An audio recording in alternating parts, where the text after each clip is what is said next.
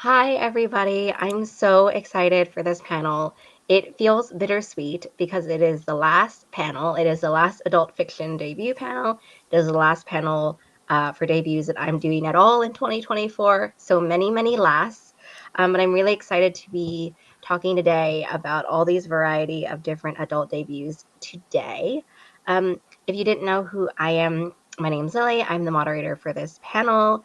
And I'm the face, I guess, behind Utopia State of Mind. So now we're going to have our authors introduce themselves, tell us about their books, and then we're going to jump into questions that I prepared ahead of time. If during the panel any of you watching have any questions, please drop them in the chat and I will make sure to get to them at the end of the panel. So let's just start off with the author introductions. Well, hello, everybody. My name's Kristen Owens, and I've written Elizabeth Sales. It is a cozy mystery, women's fiction, travel adventure. It's getting lots of different definitions, which is great because that means it'll apply to many more readers. What is it about? Well, it's a scavenger hunt at sea. Beth is forced out of her comfort zone and onto a luxury cruise ship trying to find her aunt's missing will. However, it's really not missing, it's hidden. And her aunt devised a very exuberant and complicated scavenger hunt that takes her out of her comfort zone. So I've been writing for about 8 years, and this is my debut, and it just launched last month. Cool. My name is Tabla Tang. I'm a writer of the Vietnamese diaspora based in the U.S. My debut novel is called Lin Lee is doing just fine. I just spaced on my own title, which is great. And it's about a 27-year-old woman whose mother is going through a divorce, and out of anxiety, she starts to follow her mom around on the dates that she goes on and gets into all sorts of trouble.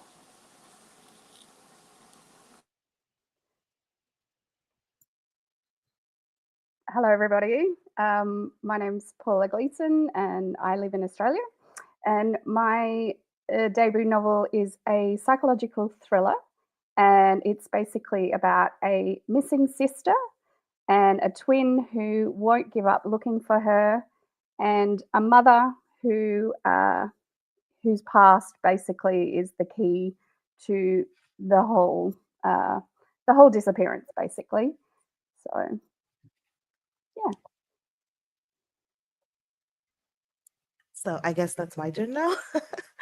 Hi, everybody. I am R.S.A. Garcia. I'm a Nebula and Sturgeon Award-winning writer of speculative fiction from Trinidad and Tobago. I am also a Locus Ignite and UG Award finalist, and I have published my debut sci-fantasy novel, The Night Ward, this year with Harper Voyager. And basically, it's about a matriarchal world, and I call it basically The Witcher meets Caribbean mythology. Princess Viella is the spirit of Gaia, and she is the presumptive heir to the throne and the court of Amber, but she's still a child. She's not yet 10 years old, and she'd rather spend the day beating her teachers and her dutiful bodyguard Luca than actually learning about her telepathy, illusion, and other spells, or even obeying her mother, the High Queen. There's time enough for all of that until there isn't, because on the night that she is to be confirmed as the next hand of Gaia, her mother is assassinated in front of her, and now Viella is queen, and Luca has to be a lot more than a royal babysitter. And the two of them are on the run in a world where everything they thought they knew is changing, and where the lines between magic and technology are blurring, and somehow it's going to be up to the two of them to bring clarity and light back to the queendom. I had such a fun time reading these books for this panel because, as you can tell from the summaries, they all are very different. And this was so fun for me. But I wanted to ask, first of all, kind of what everyone's journey to publication was like for you all, because there's different genres, there's different publishing houses as well. I just was wondering what kind of the overall journey to publication was like. Oh, you're muted. Sorry. I knew when I first started writing, I had to have a goal in mind. Otherwise, I would just be kind of all over the place. So my goal was always to have a woman on a cruise ship read my book. And I wanted to see her reading my book on a cruise ship. So I kind of worked backwards. How do I get that book on a cruise ship? Well, it needs to be distributed. It needs to be in a bookstore. It needs to be on the cruise ship. How do I get it there? Well, I need a good distributor. How do I get a distributor? Well, I need a good publisher who has large distribution. How do I do that? I need a literary agent. How do I get one of those? And so I worked my way backwards. And the whole process took, like I said earlier, 8 years. From the start of writing this novel to it actually being published, it took 8 years. But I'm really glad it took as long as it did, even though I'm extremely impatient. I learned a lot along the way, and I did things right. And I don't have to go back and redo things. So what I mean by that is I got a really good agent. I found a really great publisher that I could work with who's distributed by Simon and Schuster. And I really have the best of both worlds because the small publisher is very interactive with me. And I'm able to talk about book covers and things like that and audiobooks and it's been terrific. And I'm glad if I'm glad I'm here now and not 8 years ago. That's for sure. But I wish somebody would have told me 8 years ago, Pumpkin, just do the work and it'll all kind of sort itself out. But, you know, you just have to move forward. Yeah, I think my journey was long, and I can't even put a number of years to it because it was so twisty and turny. And I think I distracted myself from writing novels for a long time by writing just about anything else, doing freelance journalism and writing art criticism. And I think that in some ways informed my writing. But as soon as I got with my agent, which was a couple of years where she rejected one manuscript and then I queried her again, which was a nice, kind of a nice thing. It wasn't nice when I went through it, but it was a nice thing to kind of know that you can go back to that agent and query again and have some success. And then once we signed a contract, it was just a little bit over a year before the book was published, and it was all very smooth. And I feel really grateful that I had a very smooth process. Similar to Kristen, I think a small to mid publisher distributed by a larger distributor, and everything was just very smooth at that point on. Also, long journey over here. Starting out in Australia is a whole different thing, obviously, because you have a smaller pool of both publishers and agents. So I learned pretty quickly that I'd have to go offshore to really seek my publishing journey, which was just wild, but necessary. And yeah, it took me 2 agents and I think 5 different manuscripts before I kind of got my current book published. And interestingly enough, it was the very first book that I ever wrote, but I had to go on this massive long journey where people couldn't decide if it was young adult or adult or so I think I aged it up and down and around many, many times until I got close with a young adult mystery project, which was a different project. And an editor said, look, have you got anything that's more in the adult space? And I was like, look, I do, but I just got to age it back up again. And this happened to be my debut novel, Original Twins. So in terms of years, many. But again, like Kristen said, it's like I wouldn't change any of it. It was all necessary. I have the absolute best agent now, an advocate for me. So that was worthwhile to sort of go through the 2 agents and just even submitting my first YA project and that not getting picked up, but then transitioning and having to pivot. I think the more you can learn to kind of just go on the fly and just be ready for anything in this industry is a good thing. So I'm sort of grateful that I got to do that with my debut journey. So yeah. That's kind of cool. I have I can relate to a couple of these to both Paula and Cal because for me, actually, I decided I wanted to be a writer when I was 8 years old. I read Little Women and I was mind blown. And then I found out that Louisa May Alcott had been published when she was 8, and I was like, I am so lazy. I'm like behind. She's already published. What the hell? So I got this idea in my head. I wanted to be published, but I am from Trinidad and Tobago, and we don't have a publishing industry. We don't have agents. If you want to get published, you have to basically go through the Commonwealth. So the UK has to like you, is basically what it comes down to. And what the UK wants from the West Indies is literature, contemporary literature. We have a long and storied and celebrated contemporary literature history. What they do not want is sci-fi. What they do not want is any kind of commercial fiction that isn't a contemporary thriller, maybe something that somebody would read on a cruise ship. But definitely, this is the taste that they're looking for. And here I was, in love with Star Trek and Star Wars and everything weird. And literally, my teachers were like, "Why?" you know you are taught literature and you want to write what you know so shout out to my English teachers who let me write whatever I wanted every other Friday. um, because this is your fault anyway. So around fast forwarding now, I started writing. Then I finished my first book. I was so proud of it. I was 10 years old. I was so blasted proud of this nonsense. It was a collection of short stories with talking animals and whatnot. And I just kept working at it because at that age, you're not actually even thinking of how do I get published so much as how do I write a book? Like, how do I make it sound like everybody else's books? And that's really where I started. I fell in love with Stephen King and Ursula Le Guin and all these people, and I knew I didn't sound anything like them. So I had to figure out how to sound like this first. And fast forward quite a bit to I was probably 20, around there. It was 2000, the year 2000, and I joined the online writing workshop for science fiction, fantasy, and horror, which is still around. And I learned pretty much everything about the business I needed to know from them.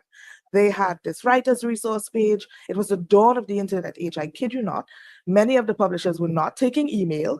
You still had to send your manuscripts by post and have it disappear forever, And agents definitely did not want to hear from you via email, but they were grudgingly beginning to lean into it. And so I have a very long and storied history of rejection, many, many, many rejections from everybody you could possibly think of. Rude rejections, kind rejections, rejections that I never got to me because, they read it, laughed, kept going. And, I'm just here like refreshing and nothing ever showed up.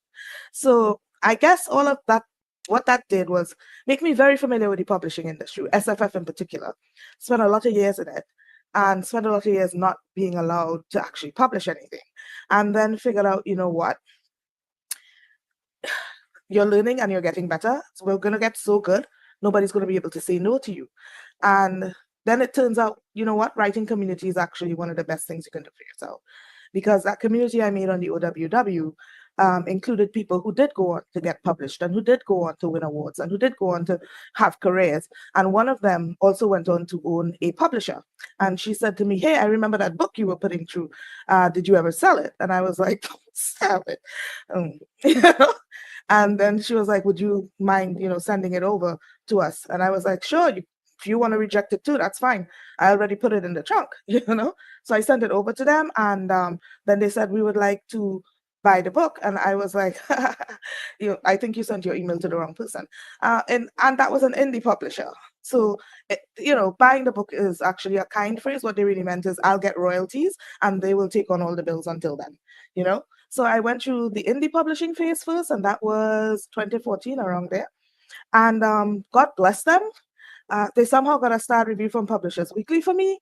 Things was, that was more than I thought I would get, just this silly little space opera I put out. And then after that, I had some life things happen, lost people that I loved a lot, that were very close to me, and writing just went shoot. And I decided, let me just start doing shorts so that I can stay in the thing. Like my sister suggested, just write something different. Don't worry about sequels or other books, just write something. And that started my short fiction career.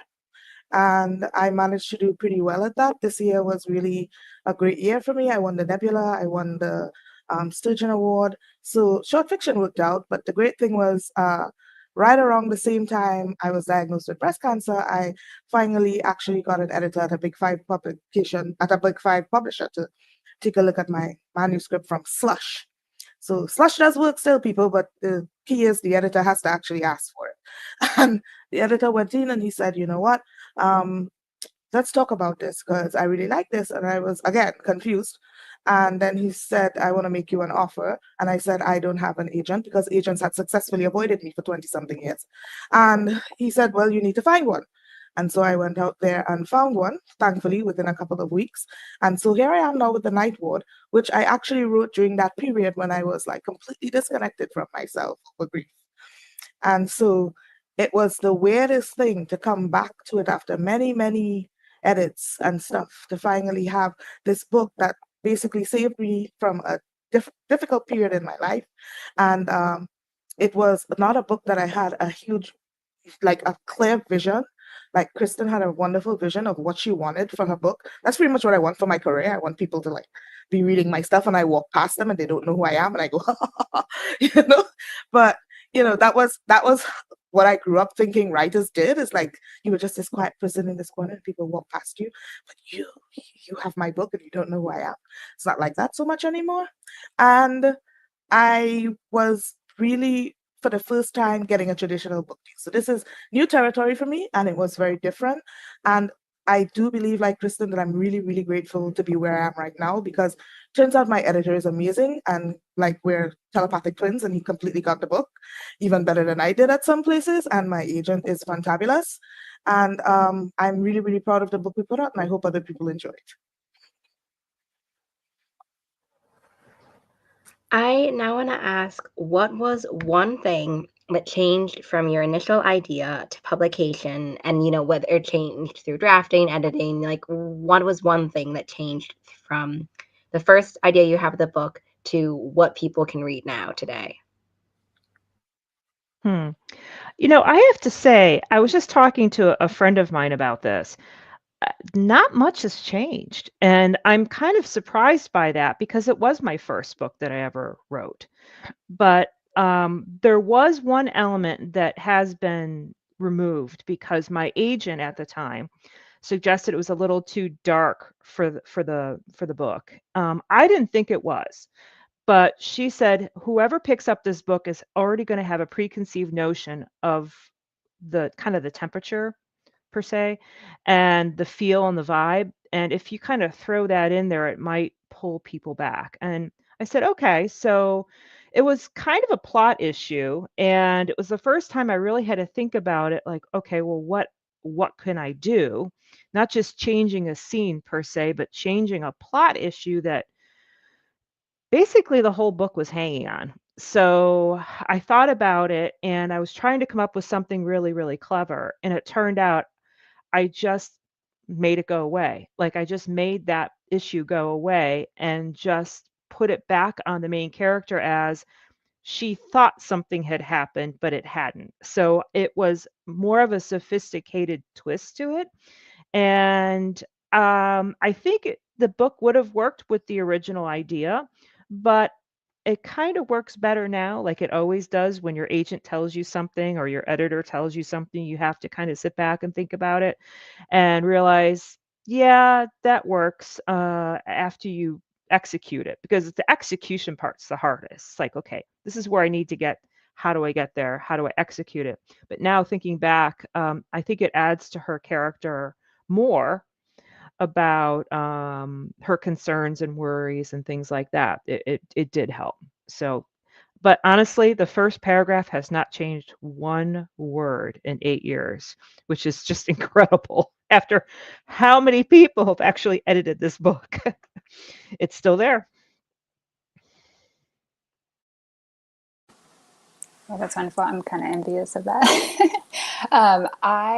When my agent asked me to rewrite basically a third of the book, which I did very it wasn't begrudging. I had kind of done something funny, and I didn't think it was going to fly ever. I just wanted to test the waters and see if that could happen. But basically, the novel is from one person's point of view, and I had switched it to it's a mother and daughter primarily that take up most of the space in my book. And there was one section where I wanted to write from the mother's point of view, and I think it was a good exercise for myself. But my agent was like, "That's not going to work." So I rewrote a third of my novel before we could take it out to see if anyone would take it. So.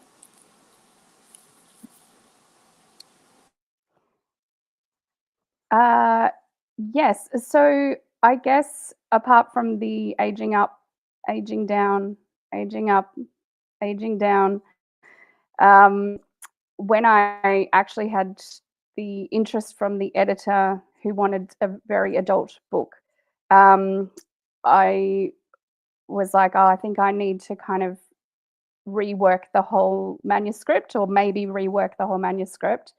That was a me thing. I just like to punish myself. And the way I usually work is I am completely guided by my characters, so I had to just invite them all back. And because I've got the two twins in the story, one wasn't present in the original write that I had, but she's quite forthright, and she just said, well, if you're going to present this book, I have to be in it. But the problem was she's vanished, she's disappeared. How do I do that? So I basically did rework a lot of the book, obviously making it more into the adult space, even though I kept the ages around the 19-year-old mark.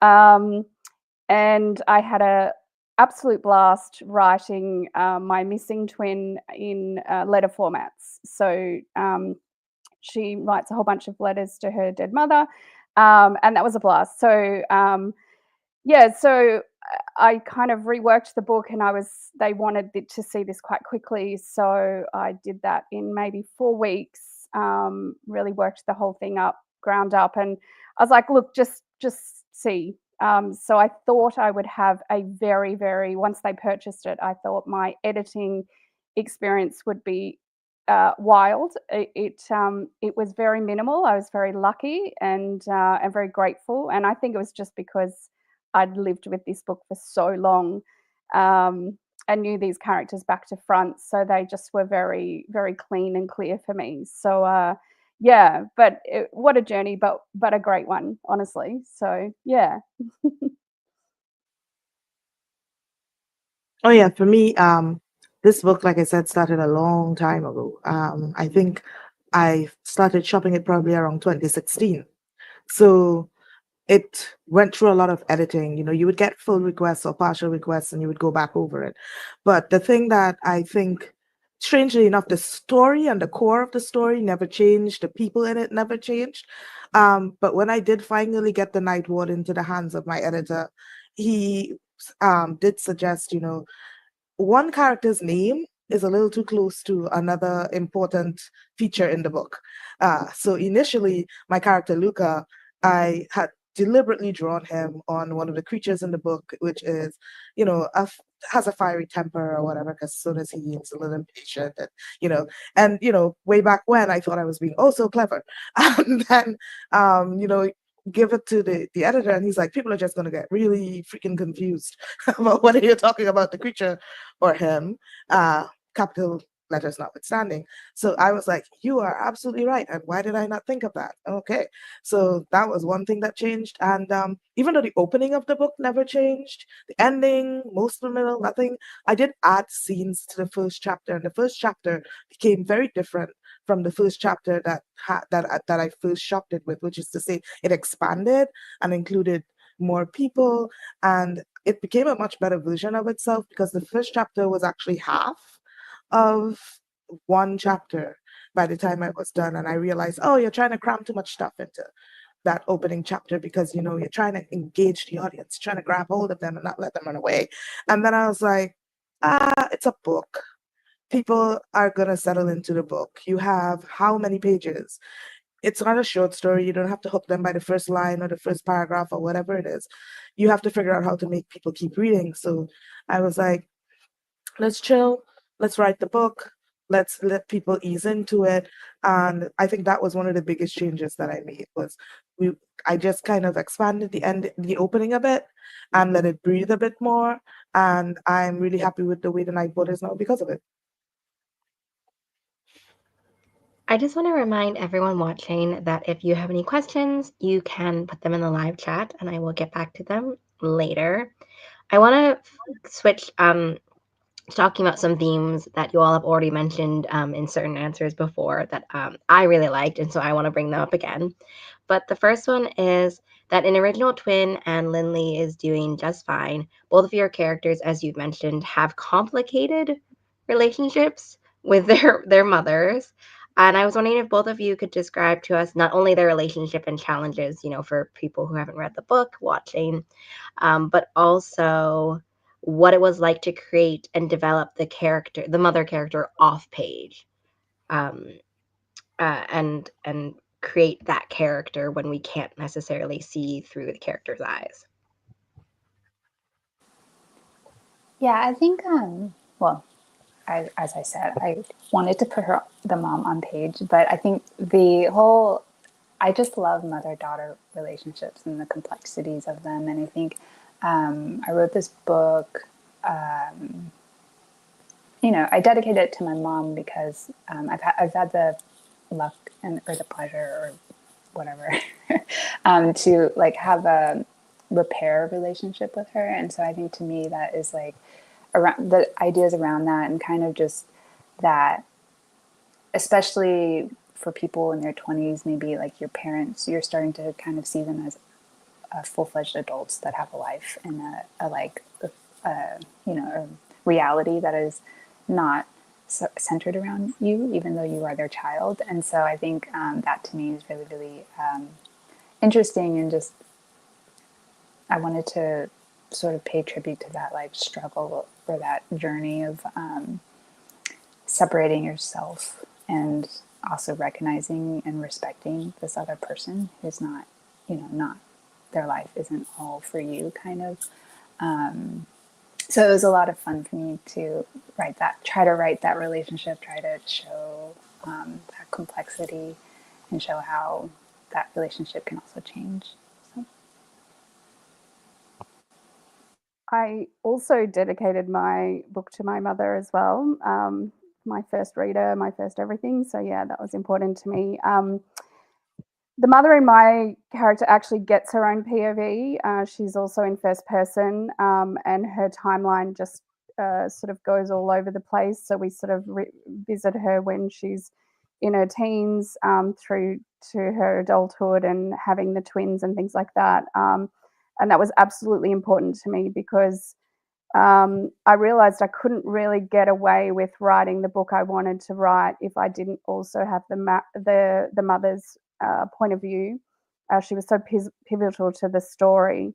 But also too, like when you're doing psychological thrillers, I think there's this real thing where readers can certainly just go instantly to, oh, I didn't like that character. They were just really like, they were so unlikable. They were this, they were that. And I think, sure, that's fine. But at the end of the day, we all do things for a reason. And the twins and their whole journey was really based on everything their mother brought into their lives, even before they were born. So all of their behaviors are actually because of the result of their mother, and that's why it was so important to see the mother on the page and to have those experiences, because then you understood why the twins do what they do, and why all of those journeys happen within the book. So yeah, so honestly,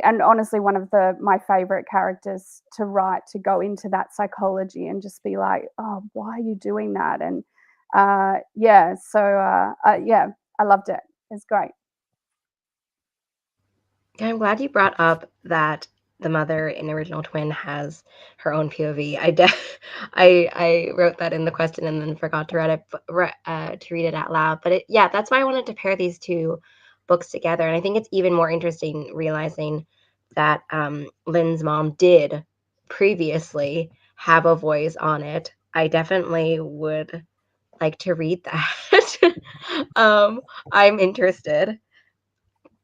The next question that I have is about, so in Elizabeth Sales, your main character has anxiety and has this list of all the things that she is afraid of. And I wanted to know, how did you come up with the list? At what point in drafting did the list come about? Did it stay the same? Is it something that you can always refer back to at the at the back of the book while drafting? And how did you examine anxiety and the situations your main character goes through in this book from a writing perspective? Yes. Elizabeth is a homebody, and everybody says, well, are you Elizabeth? But I want to say, as a writer, that I think there's part of us in every character that we write. It doesn't matter if it's the doorman or the mother or the, what have you. I think there's pieces of us in all of our characters. There has to be, in order for them to feel authentic. So, so Elizabeth does have anxieties, and I have some anxieties as well, but not to the level that she does. I just kind of blew her up. And the interesting part was I was very careful with her in the beginning, and that was just because I was a new writer. And I didn't want anything bad to happen to my character, so everything was fine and everything was great, and and then I realized this is really boring, like nothing's happening bad to her, and I have to really put her in a tree and throw rocks at her, as we're told all the time as writers. So I had to make her go through some challenges that were related to her anxiety. And it got really fun because she surprised me in all different kinds of ways. Like all of a sudden, she was doing things I really wasn't intending her to do, but she did them anyways. I'm like, let's go for it. We're going to keep going. And she got way more interesting as a character. So to kind of go backwards on your question about like what was the list informing the book, it really didn't start doing that until like the third or fourth draft, where she became more of a full-fledged character. So I'd already written scenes in the book that she had to do things. So to make it more complicated, I gave her challenges that then informed her list. So the challenges came first, the list came second, if that makes sense. So for instance, making a fool out of herself. Well, who doesn't have that on their list of anxieties? Nobody wants to make a fool out of yourself. But I had already written her into a situation where she was making a fool out of herself. So I just added that to the list. And I kind of went backwards, but in a way the scenes made much more relevant sense afterwards because they were on her list of things to do. And that was one of the things I learned as an author is it's not necessarily a linear process when you write. You don't start here and end here and everything goes according to plan. You might come up with something at the end that you then need to go back and tweak at the beginning. So then when you do run through it, it all makes sense now. And that's the fun part of editing for me. Is like, where can I go stick that? Where can I go put that so that at the end it makes even more sense? And I got to just have a really good time doing that because there's a lot of Easter eggs in the book as well. People don't realize it, but the readers I've been chatting with, there are lots of Easter eggs to kind of parse out. There's some anagrams in there, the clues. Lily's going, the clues on the ship. There's actually going to be 2 that will be on the ship when I'm on the ship in May. I will be putting the clues on the ship so people can actually find them. I know. So yeah, it's been fun. Her list of anxieties has been fantastic. Oh wow, that's insane. Yeah, that's why I was curious to ask because I wasn't sure. Every time the list would appear, I was imagining like you unrolling the scroll where you have all the lists like written down, like number 54 or like number. Um, One of the things that I loved about the Night Word is the mix of sci fantasy, so like science fiction and fantasy. And I was wondering if for readers, new readers to this world, if you could introduce readers to the world and talk more about your world building process for this kind of like speculative fiction mashup, and also what influences did you lean towards or draw from to kind of meld those all together? So there were a lot of influences because I'm the kind of writer I'm sort of a magpie. I encounter things when I read or I watch TV or someone's talking to me or I walk past it on the street and I go, oh, that's interesting, that's fun, and you put it in the back of your head, and then maybe an hour later, a year later, 2 years later, a decade later, you go, ooh, what would be fun is if I took that thing my friend said the other day and I put it together with that article I read in Newsweek 3 years ago, you know and you end up with stuff. So I'm constantly always like putting stuff away and going, that's interesting, and walking away. So the Night Ward was a lot of that's interesting that all came together one day when I was sitting down. For one thing, I read a lot of epic fantasy when I was growing up. I really got mind blown with the sci-fi mixes. When I was coming up, people didn't really have the same amount of boxing of books and genres. It was like, it was SFF, so it meant there were elements in it that were imaginative, and you let it go, and you didn't really think about it in terms of does this make sense? Is it science or is it fantasy? We weren't so worried about that. So I read Dune, mind blown. I read the Empire trilogy by Raymond E. Feist and Johnny Woods, mind blown. I read Polar City Blues by I think it was Catherine Kerr, mind blown again. And I was just like thinking basically along the lines of, wow, epic fantasy is so much fun and sci-fi is also fun. But it's one thing neither of them have ever done really well. It's a matriarchal society. And the reason for this is because I kind of grew up in one. My family was basically the head of my family was my grandmother. And that's pretty normal in the West Indies. We have mostly women are the backbone of everything, the family, the society. We are the workforce, we hold the family together, and we are the child care, and we are everything. So I grew up in a family, and we call it a pumpkin pie family because all of us are sort of living in the same street, kind of connected to each other, different houses, same family, And when I grew up with my cousins right across the street from me, right in the same yard with me. My grandmother lived down the hill. I lived up the hill.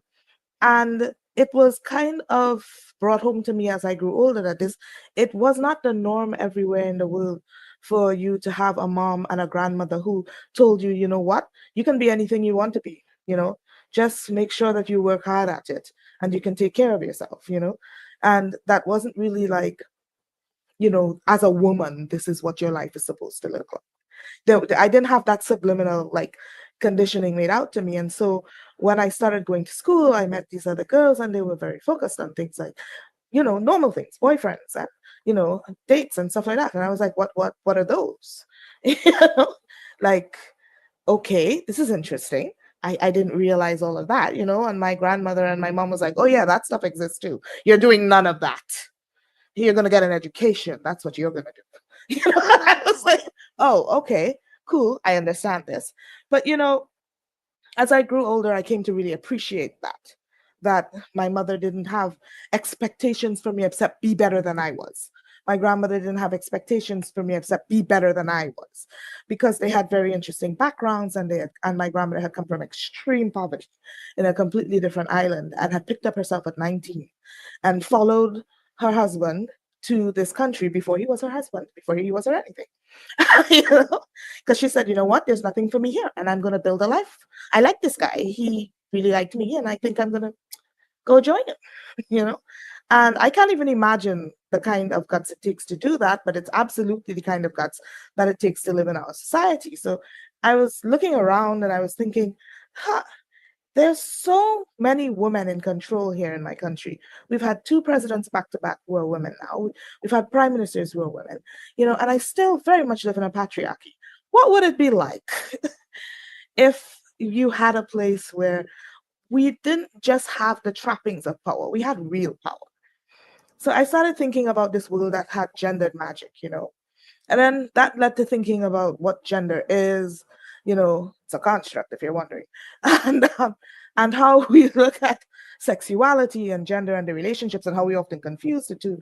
And I started thinking, what if the power we had was something that was innate, couldn't be taken away from us? Because it is, it is innate. It can't be taken away from us, but we give it over a lot of times. And I wanted to have that conversation about power and have that conversation about how power is affected by gender or the perception of gender and the spectrum of it. And I wanted to talk about the way, I saw things how I was being raised by women who didn't care, who would just like go out there, live your life, be your best person, screw it if someone doesn't like you, because I realized that's actually rare, And on top of that, I had seen all this wonderful sci-fi and, I had grown up with Star Trek, and I was like, could we make a better society if we made different changes? What pitfalls would we run into if we pick different things? Because nothing's perfect. We're all searching for utopia, but nothing's perfect. And so what inspired me was basically that mix growing up of not ever having to separate the two, never having to really and never being able to really see people really discuss what does it mean to be a matriarchal society other than, hey, we get to have as many guys as we like, which to me is always the interpretation I see. It goes straight to, all right, who can be screwed? And it's like, there's a lot of other things women think about but we kind of skip past that. What does it mean for power? What does it mean for how you try to include other people who are not of the feminine?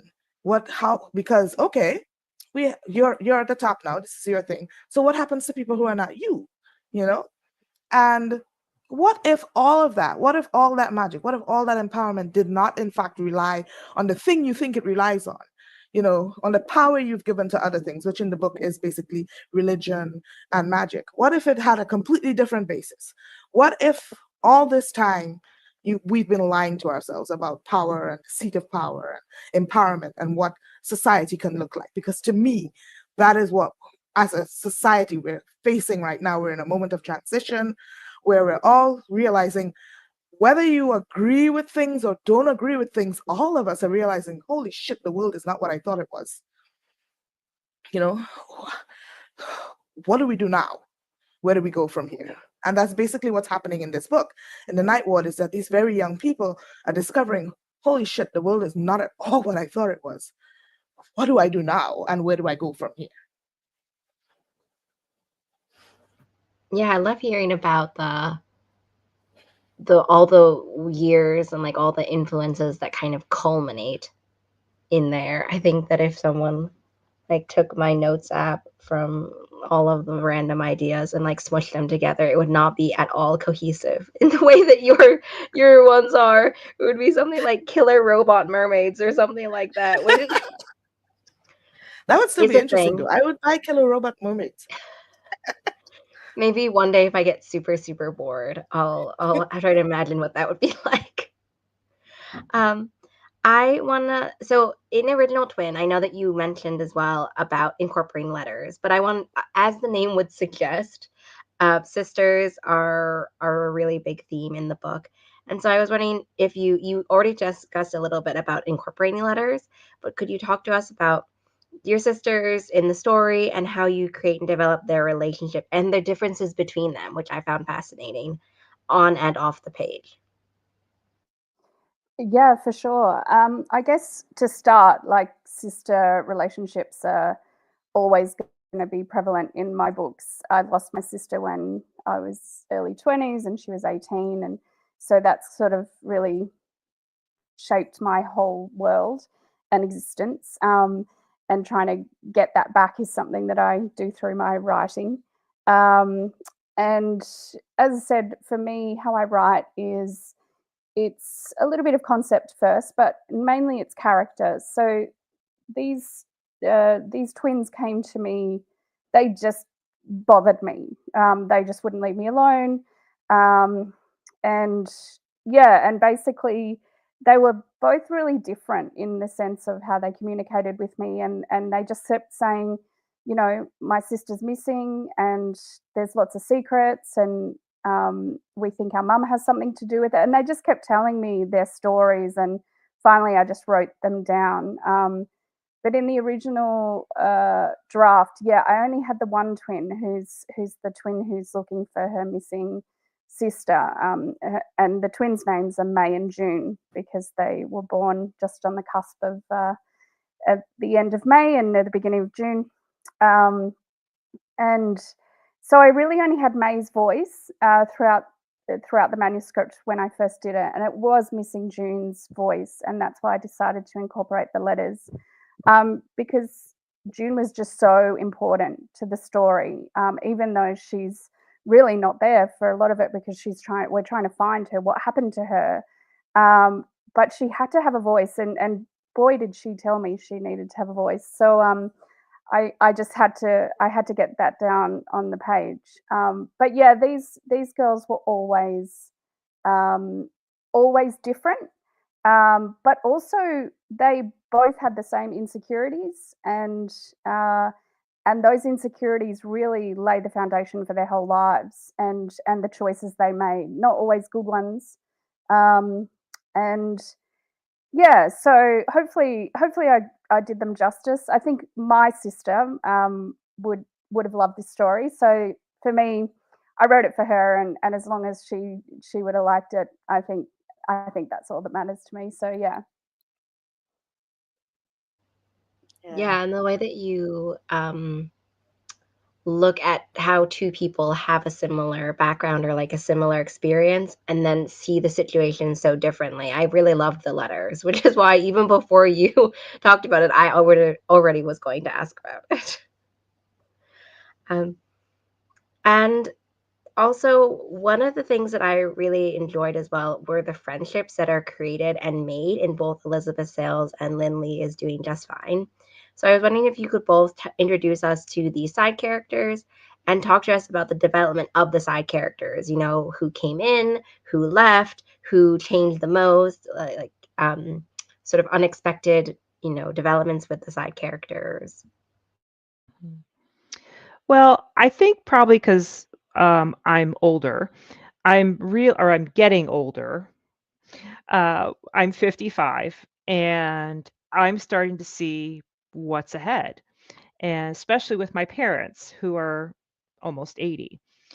So I think that we don't do a very good job as an American society. I'll speak for my country, that we don't do a very good job incorporating older people's perspective and their life experiences and into kind of and celebrate it. I know other cultures do. We just don't have a tendency to do that in our culture.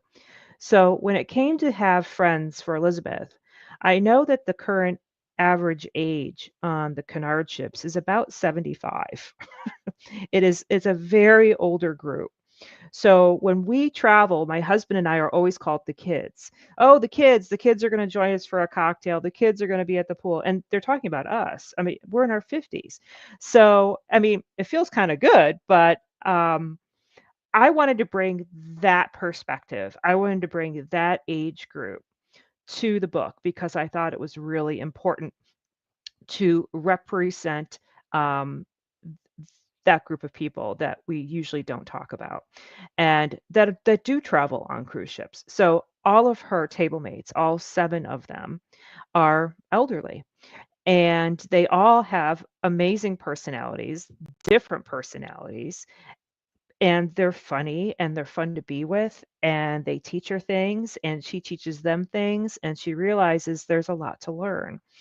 And they have things that she needs, and some of it's confidence, some of it's just experience going to different places that the ship is going, some of it's education that she doesn't know about, and some of it's commonalities with her.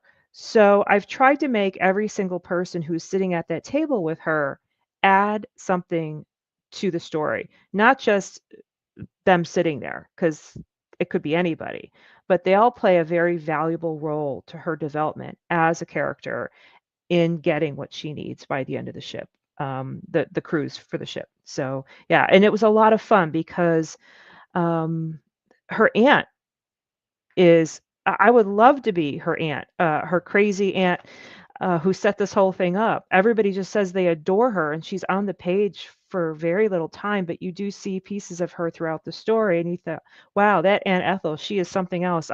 She's like a fairy godmother, and she just her perspective on things is really great. So that was always part of my plan. I wanted that specifically for Beth. I wanted her to have the wisdom of people that were older than her around her, especially because she lost her parents. So that she really didn't have anybody to look up to. So that was my goal. Yeah, I think with Lin Lee, when I was thinking about these side characters, it's very similar to Kristen in that I knew they were going to like give her something. When I was developing them, I was thinking of them mostly in terms of contrast to Lin Lee. And Lin Lee's very much in her head. And I think with all the people that kind of come and go, I think it was interesting to me to sort of try to figure out like how to friend for her, like how she as a person is going to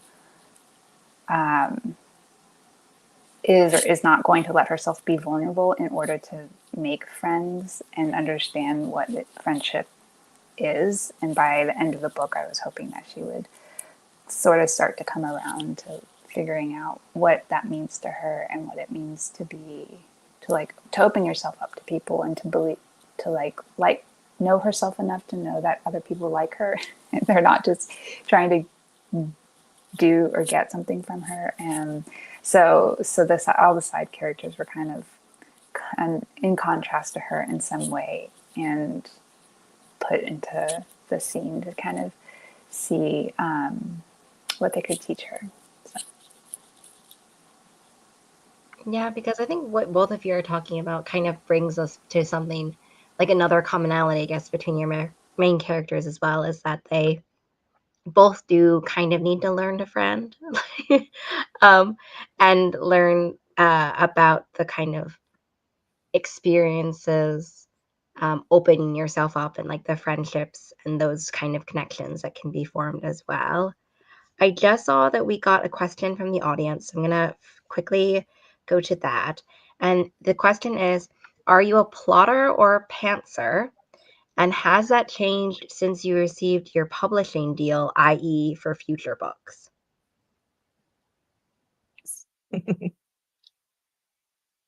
Should I go in? I think I'll dive in then. Proud pantser, like the worst pantser the world has ever seen. Like I plan nothing. If I write an outline, I will immediately ignore it completely. Absolutely nothing will be adopted from it. I write every single thing by sitting in front of the computer and writing it. And if I don't know something, I will look it up and I will put it in. But much like Kristen, the best advice I can give writers is remembering that your edit is when the writing really starts. Enjoy that process because that's where the book is born. Everything else before is like a squalling little thing that you pull out of a vat and it has promise, but you've got to give it a bath and trim its hair and dress it and feed it and teach it how to speak, and that's basically how you make a book baby. And so I am in awe of people who plan because they usually get words done way faster than me.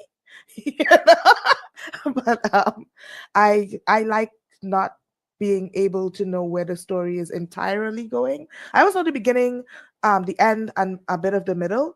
But for my own excitement, I like not having everything set in stone from the beginning. I get bored otherwise.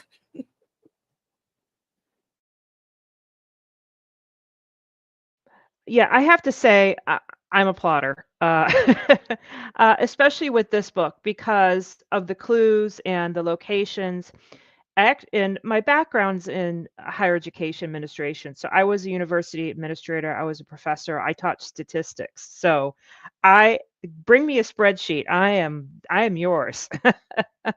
My biggest thing is a big poster board and plotting everything out in terms of the tension, in terms of the plot points, in terms of the backstory, in terms of the twists.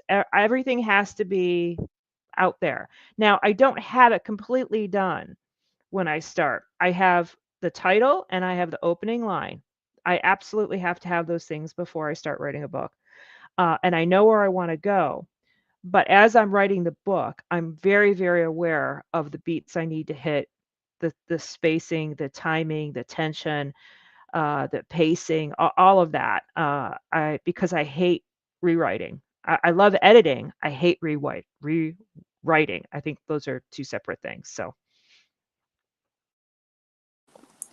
I'm a plotter. I don't think my spreadsheet is as in depth as Kristen's, but I do keep spreadsheets. I write for an hour before I go into work every day, or every weekday. So I have sort of like an hour of time where I meet people online to write. And I think in order for me to be in a place to achieve any words at 7 a.m., I have to kind of have an idea of where I'm going. And I think as time goes on, I feel like I drift further away from whatever it is I outlined, but that outline gives me comfort in a good way.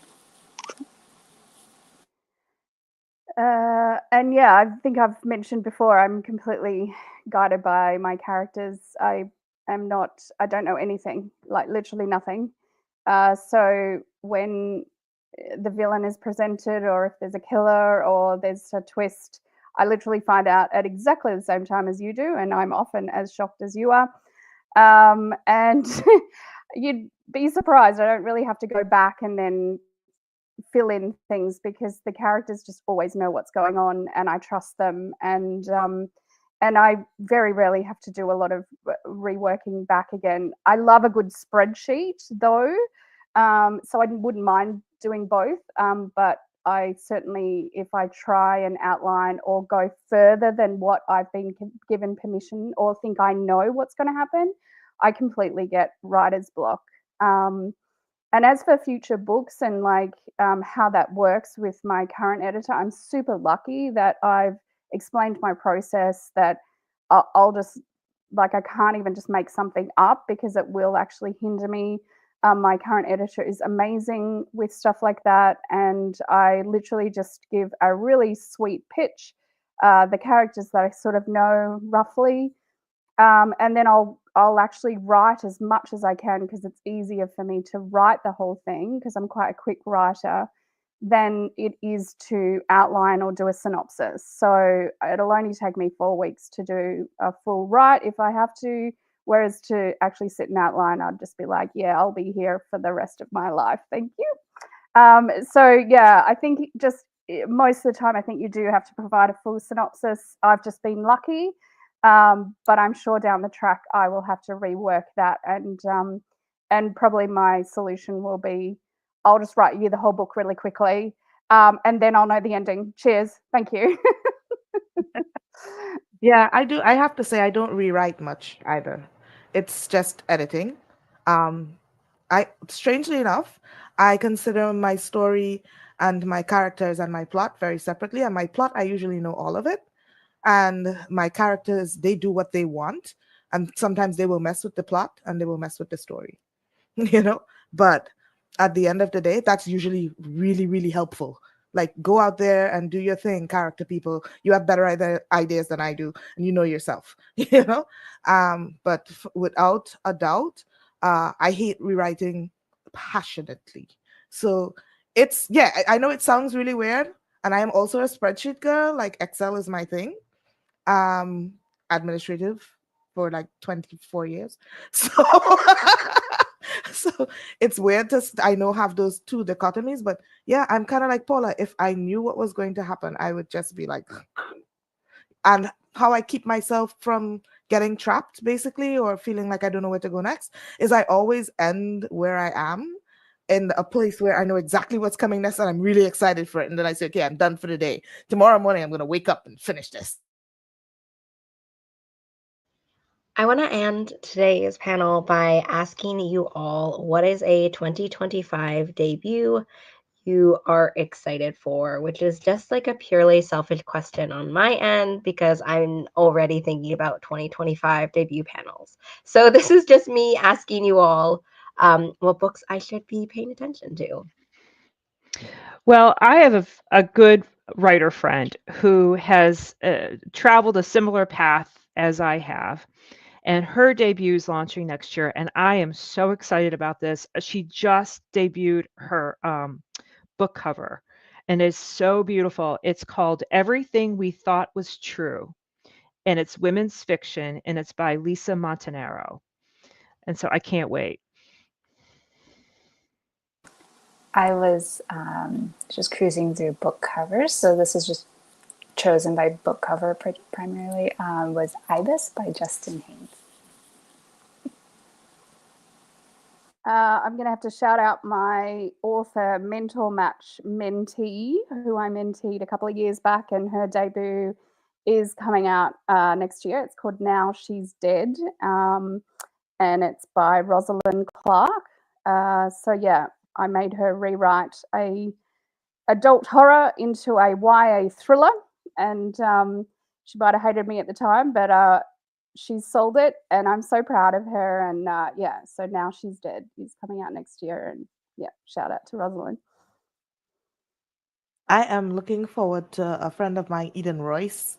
She has a novella coming out from Tor called Psychopomp and Circumstance. And I'm excited about it because it's set during the Restoration period in America, but um it has magic. So people have magic. They kind of share the world with supernatural beings, and it's the end of slavery, and we are getting both that transition period out of this, but into also this strange and unusual world. And it's a book that deals with some heavy topics like grief, but it deals with it so lovingly and so kindly. I was lucky enough to get to read an arc, and I cannot wait for people to encounter it. It's cozy without being saccharine, you know what I mean? Like, it's really, really life affirming. And I think in these kinds of times when you're dealing with dark things, you don't want to be covered in dark things, but it's the reality of it. It's something that I think will give people a lot of comfort and a great guiding light. Well, I've just opened all of those books up in new tabs, so I'll be able to look at them after the panel. I just want to thank everyone for watching. I put the book links in the description box below, so please go follow the links and make sure they're all out so you can pick them up today. I want to thank everyone for watching. I would of course like to thank all of our authors for sharing their time with us today. And how do I even end this? This feels so weird because it's like the last one, and also 2024 to me feels almost like it's over because it's almost December. But I I hope everyone has a good rest of their 2024 year, I suppose. Bye everybody. Thanks,